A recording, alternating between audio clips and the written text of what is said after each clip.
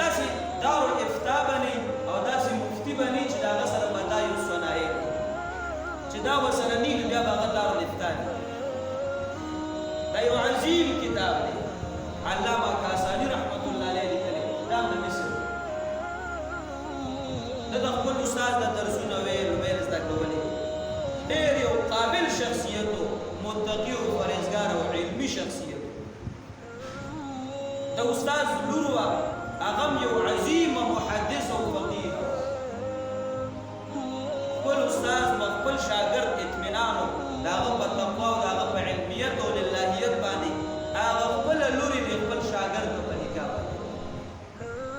اوس دا یو زنانه ده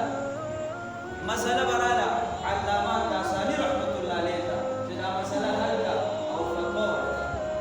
علامه کاساني رحمت الله علیه به فتوا ولیکله چې صرف خپل مهر به یې کړو مسله به لاړه واپس به راغله. ولې مسله خو علامه کاساني رحمت الله علیه ذکر کړې ده حل کړې ده دا واپس کېږي ولې بې په دې باندې ستا د کور والا دستار نشته. نو هغه فتوا به قابل قبول وه او هغه فتوا به چلېدله چې یو مهر به د علامه کاساني رحمت الله علیه او بل مهر به د هغه د کور والا پرې و هغه فتوا به قابل قبول. دې یو فقیه او محدث او کور والې عظیمه محدث او فقیه زنانه وه. دا زما ستا دیني تاریخ دی موږ ته خبر نه یو ما او دا خو یا دومره افراط وکړو یا تفریط وکړو